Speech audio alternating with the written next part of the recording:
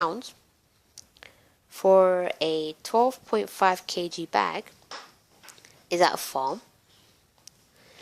or the same type of potatoes is £1.83 for £2 5 kg from a supermarket. What potatoes are better value than, and state your answer why. So what I do here, what I do here is work out how much is for 1 kg for each one, and then you can compare them. So 12.5 divided by 9. Work out for 1 kg, because that's 12.5 kg. Do 1 kg for both, then you can see which one's the cheapest. So what you do is 9 into 12.5. Okay, then you can do that. 9 into 1 goes 0, 9 to 12 goes once, decimal point, take over 3, 9 to 35 goes 4 times, and so forth. Okay, you can just leave it nice and simple for yourself.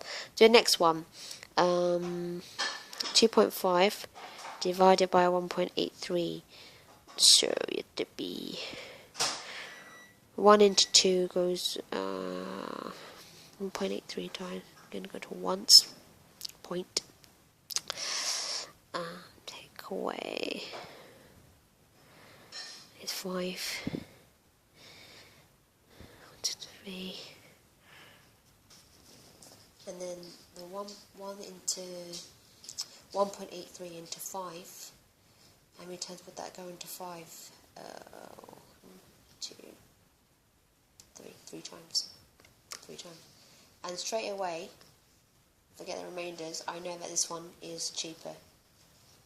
This bag here, 1.83 for 2.5 kg at the supermarket is much cheaper. This one is your answer. Okay, last but not least, question 16. Here are the ingredients needed to make 12 shortcakes. Okay, Liz makes some shortcakes. She uses 25 ml of milk. How many shortcakes does Liz make? You said 2.5 shortcakes. Right, so shortcakes are, for 12, you have 50 grams of sugar, 200 grams of butter, and you have 200 grams of flour, and then 10 ml of milk. Okay, she uses 25 ml of milk, so that's roughly times by 2 the whole ingredient. Yeah, so if I just times it all by 2, I would get 20 ml for milk. You can guess it by saying 24 shortcakes, but show you're working out just in case, because it is it is 2 marks. But you can also actually say that it can be rather than saying 24 or 2, you can say times it by 2.5, like you said. If you times it by 2.5, it would give you the nearer, more closer value, 2.5. So yeah, you could try that as well, possibly. And then that would be, 12 times 2.5. What's 12 times 2.5? That would be, oh dear, just 25 shortcakes. Don't write, you wrote 2.5. I don't know if you're saying the multiplication that you times it by, but it's asking how many shortcakes. So be careful, Taha. Read your questions carefully. You have to write how many shortcakes you're making. Okay? So you'd say 25, not the extra 2.5 there. Right, last but not least, Robert has 500 grams of sugar, 1,000 grams of butter, 1,000 grams of flour, and 500 ml of milk. Work out the greatest number of shortcakes Robert can make. And looking at the original, which is 50 grams, and then 200 grams, 200 grams, and 10 ml of milk. What's the multiplier? Can you see what you multiply? What do you multiply to get 52. You times it by 100. What's this one? Times it by 100 gives you... Nope, that one wouldn't work. What do you multiply that one by? You times it by 5. This one would be by 5, and this one would be by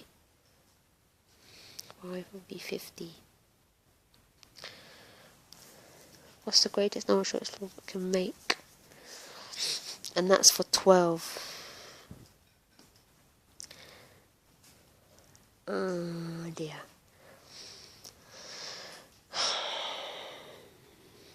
That's 50.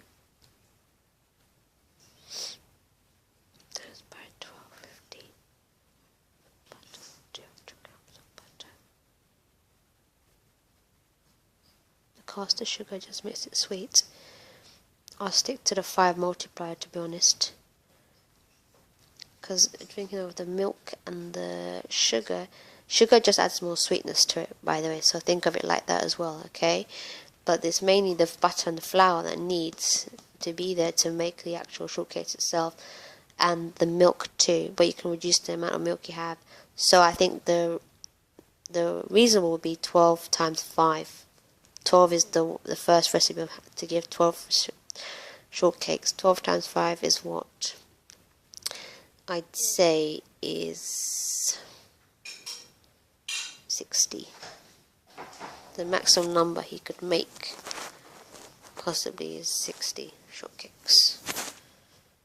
It's only 2 marks, but what I'd say is if you show you're working out like this, there's a possibility you'll get 1 mark, because you're trying to work out the multiplier from the original recipe to the actual recipe and see which one you'd use, even if you get the answer wrong. Okay, that's why I always emphasize on